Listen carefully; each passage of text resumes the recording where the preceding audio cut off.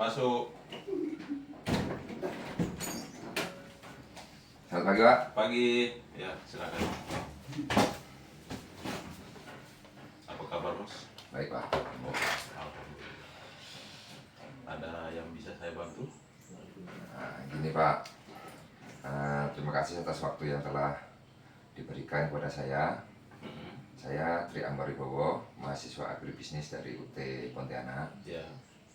Ingin melakukan observasi dan analisis strategi SWOT perusahaan sebagai dari praktik mata kuliah saya, Pak. Ya, baik. Ya, saya siap membantu. Bisa saya. Ya. Baik.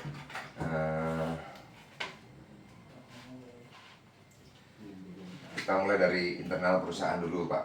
Ya, baik. Yaitu kekurangan atau strengths. Apa keunggulan utama dari yang dimiliki dari PT MIS Bengkayang, khususnya dalam hal operasional dan teknologi budidaya kelapa sawit? Keunggulan ya dari hal operasional ya. Ya mungkin selama ini yang kita tahu bahwa keunggulannya sih mungkin banyak ya. Tapi yang lebih menonjol selama ini kan yang pastikan yang kita tahu bahwa operasional ya, operasional produksi mungkin yang lebih tinggi itu. Operasional itu maksud seperti ini, masyarakat di sekitar dan juga perusahaan juga punya pabrik sendiri. Jadi yang selama ini mungkin kita ketika ada produktivitas kita biasanya berjual kan keluar, sekarang kita punya pabrik sendiri dan masyarakat juga udah menikmati hasilnya itu juga. Terus yang kedua itu masalah penerapan teknologi modern. Mungkin yang selama ini kita mungkin agak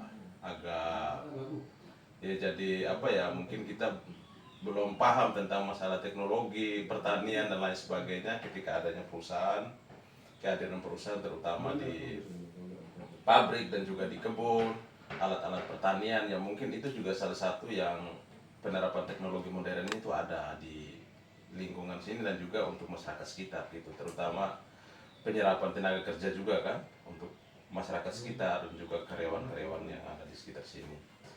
Terus yang berikutnya itu masalah hasil juga kan selama ini mungkin peningkatan dari sisi ekonomi. Mungkin selama ini ketika kita belum ada perusahaan ya, keunggulan tadi seperti saya sampaikan bahwa penyerapan tenaga kerja dan juga pendapatan ekonomi kita dengan pengadaannya plasma dan lain sebagainya itu kan salah satu faktor juga yang mendukung Peningkatan ekonomi masyarakat, Pak, ya. masyarakat ya, seperti itulah Mas. Ya kira-kira itu mungkin jawabannya. Baik, Pak. Terima kasih, Pak. Ya. Baik, sekarang kita beralih ke kekurangan, Pak, atau weakness. Jadi tadi pertanyaannya kelebihan, sekarang kekurangannya. Jadi kalau memang sih Mas, setiap usaha itu pasti ada plus minusnya ya. Ya kalau kita merujuk kepada kekurangan ataupun ya hal-hal yang sering minus di perusahaan kelapa sawit itu kan ada beberapa hal mungkin Mas. Mungkin yang pertama isu lingkungan. Isu lingkungan itu yang mungkin kita tahu selama ini bahwa terkadang ketika kita tidak tertib, terkadang juga kita lengah, terkadang masalah limbah dan lain sebagainya ya, kadang bocor dan lain sebagainya, itu kan juga memiliki faktor lingkungan ya.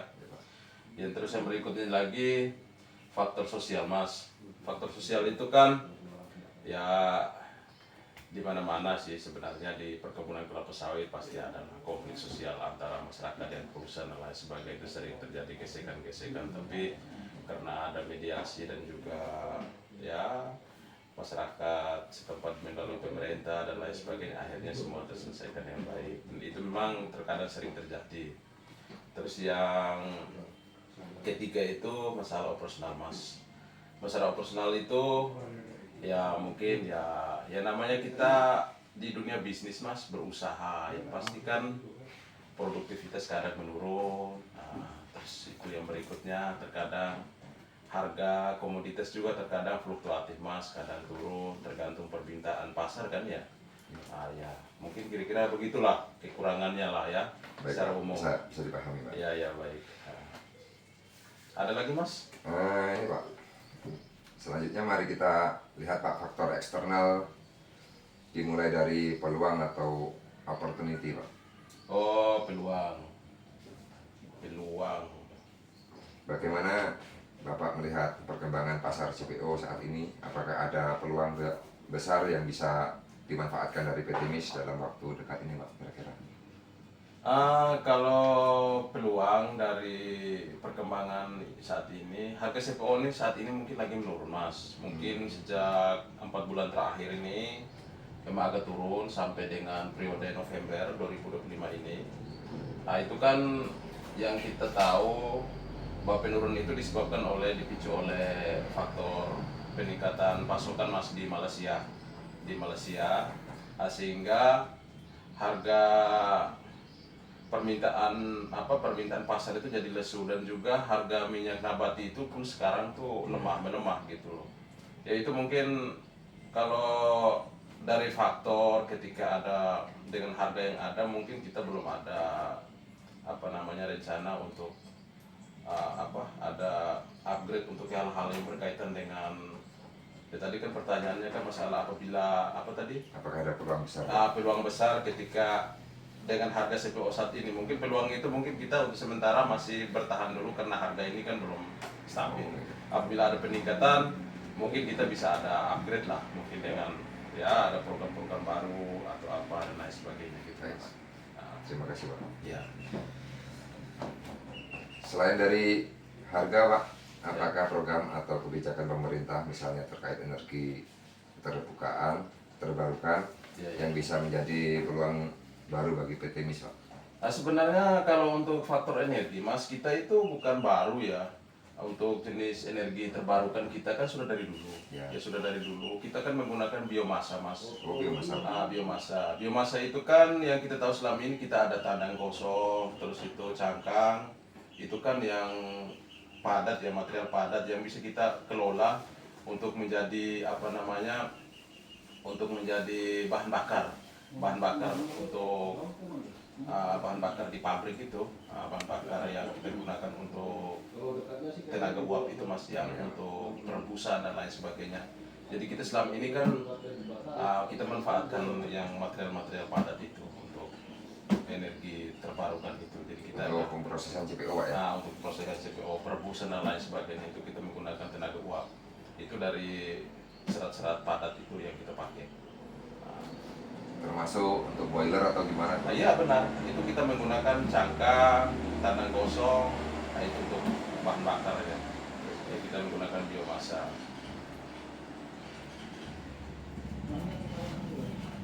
Terakhir, Pak, mengenai ancaman, Pak, atau threats. Apa faktor eksternal yang paling berpotensi menimbulkan kerugian atau masalah serius bagi PT MIS, Pak? Masalah serius mungkin. Pertanyaan itu tadi mungkin ada di pertanyaan nomor 2 kalau nggak salah ya, masalah isu-isu itu ya. Ya. Yang saya coba jawab lagi ya. Pertama itu mungkin fluktuasi masalah harga pasar global. Harga pasar global. Ya, harga pasar global. Itu udah pasti, Mas, yang namanya dalam bisnis kan. Ya. Terus yang mungkin yang kedua, peraturan ataupun regulasi dan kebijakan dari pemerintah. Yang mungkin terkadang pemerintah membuat keputusan terbaru yang memang pada saat perusahaan itu belum siap untuk menerima gitu kan, regulasi itu. Yang ketiga itu seperti saya sampaikan bahwa ada isu lingkungan dan sosial. Ya lingkungan tadi ya sampai tahu bahwa kita kerja di perusahaan ini kan yang pasti ya pengelolaan limbah dan sebagainya itu harus betul-betul sesuai dengan regulasi dari pemerintah. Nah, kan gitu. Terkadang kan ketika ada faktor alam X-nya itu yang kita kadang tidak siap, ada yang jebol tanggul dan lain sebagainya. Terus faktor sosial tadi ya masyarakat, ya dengan masyarakat sekitar, terkadang isu konflik dan lain sebagainya itu sering terjadi. Ya kira-kira begitu, Mas. Mungkin pertanyaan terakhir ini mungkin ada hubungannya dengan pertanyaan nomor 2 tadi ya. Baik. Mungkin saya rasa itu penjelasan dari saya, Mas. Baik, Pak, terima kasih atas waktu yang telah diberikan. Baik. Saya Trian Baribowo dari Fakultas Universitas Terbuka UT Pontianak. Saya mohon undur diri, Pak. Ya, baik. Terima kasih. Semoga sukses selalu, Mas. Baik, Ya. Pak. Ya.